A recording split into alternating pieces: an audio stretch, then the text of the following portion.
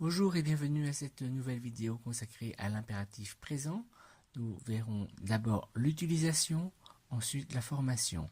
La formation à la forme affirmative, à la forme négative, à la forme pronominale et bien sûr à la forme pronominale négative. Donc premier point, l'utilisation. Quand utilise-t-on un impératif? C'est pour donner un ordre. Exemple, arrêtez. Ou bien un conseil, fais du sport. Nous remarquons que seulement 3 personnes sont utilisées à l'impératif.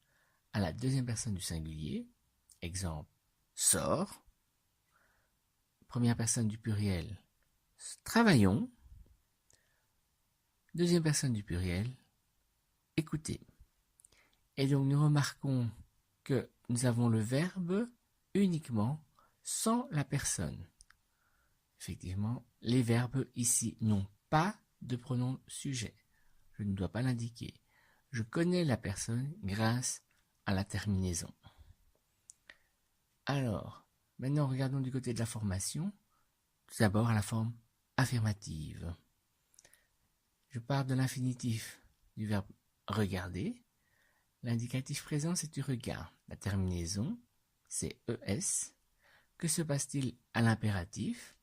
Je prends exactement la même forme, mais j'ai dit que je supprimais le pronom et la terminaison va changer. Donc au départ, à l'indicatif c'était ES, à l'impératif ce sera tout simplement E.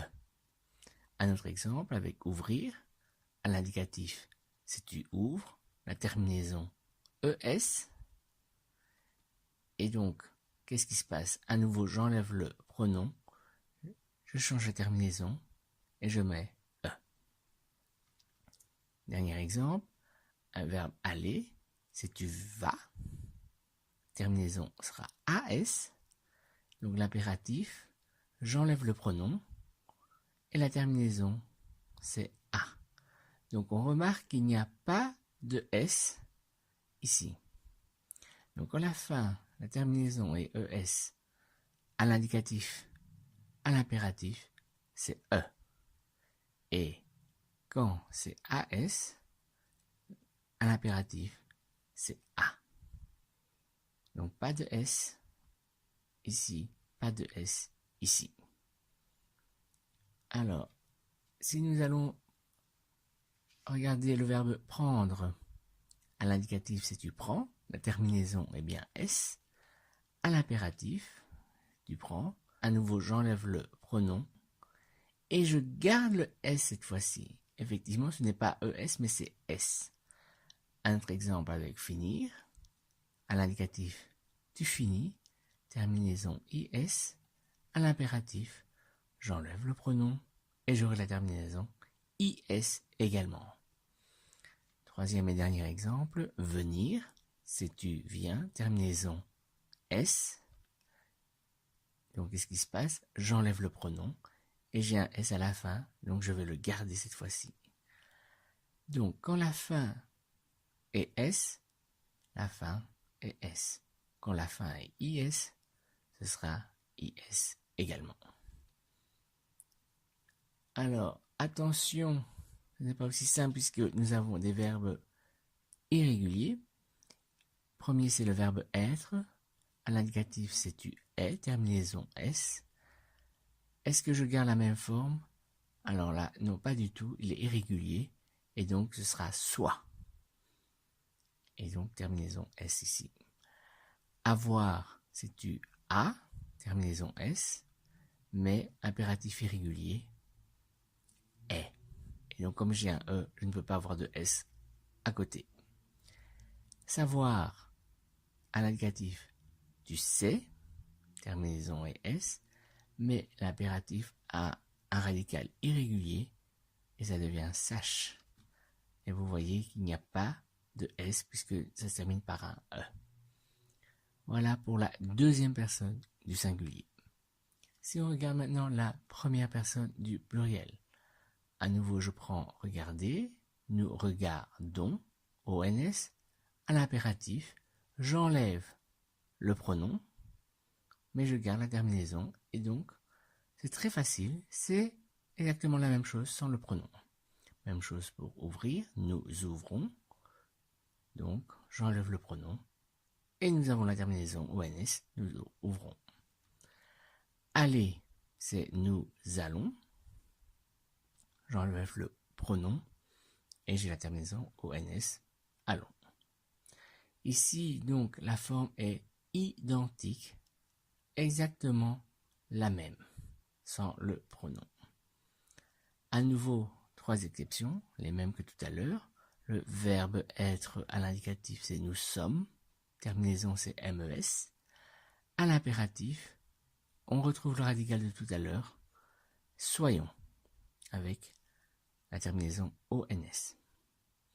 Avoir à l'indicatif, nous avons. À l'impératif, changement de radical, ayons. Et le verbe savoir, c'est nous savons. Changement de radical, sachons. Alors passons maintenant à la deuxième personne du pluriel. À nouveau les mêmes verbes. Regardez, c'est vous regardez, terminaison EZ. Et à l'impératif, qu'est-ce qui se passe? J'enlève le pronom et je garde la terminaison. Regardez. Faire, c'est vous faites. Terminaison TES.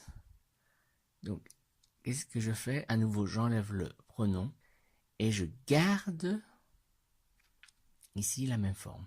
Et vous voyez qu'ici, c'est ES, c'est tout à fait normal puisque la forme est identique. Nous ne sommes pas à la deuxième du singulier, nous sommes à la deuxième du pluriel. Boire, c'est vous buvez, EZ, et donc à l'impératif, tout simplement, buvez, EZ. Que pouvons-nous dire? Que la forme à la deuxième personne du pluriel est identique. Vraiment identique. Exception, à nouveau, 3 verbes irréguliers que nous avons vus, plus un quatrième. Donc, être à l'indicatif, c'est vous êtes, terminaison TES, à l'impératif, changement de radical, soyez. Avoir à l'indicatif, vous avez, terminaison EZ, à l'impératif, changement de radical, ayez. Savoir à l'indicatif, vous savez, impératif, changement de radical, sachez. Et ici, nous en avons un nouveau, vouloir, à l'indicatif, vous voulez. À l'impératif, nous allons trouver changement de radical, veuillez. Petite remarque sur veuillez justement. Veuillez sortir. Qu'est-ce que ça signifie? Ça n'exprime pas un ordre ici. C'est plutôt une demande polie. Quand je dis veuillez sortir, c'est la même chose que sortez s'il vous plaît. Donc ici, ce n'est pas une forme d'ordre, c'est une forme d'ordre poli. Voilà, donc nous en sommes arrivés maintenant à la forme négative, donc des formes que nous avons vues de l'impératif. Comment ça se passe? Alors, si j'avais regarde à l'impératif négatif, j'ai tout simplement ne regarde pas. Je mets la négation devant et derrière. Partons, ça devient ne partons pas. Parler, ça devient ne parlez pas. Si j'ai le verbe entre, j'aurai n'entre pas. Attention, je dois faire l'apostrophe étant donné que je commence par une voyelle. Ouvrons devient n'ouvrons pas. Un nouveau apostrophe aussi. Ayez peur, n'ayez pas peur. Voilà pour cette première partie sur la formation de l'impératif. Dans la seconde partie, nous verrons comment faire avec les verbes pronominaux.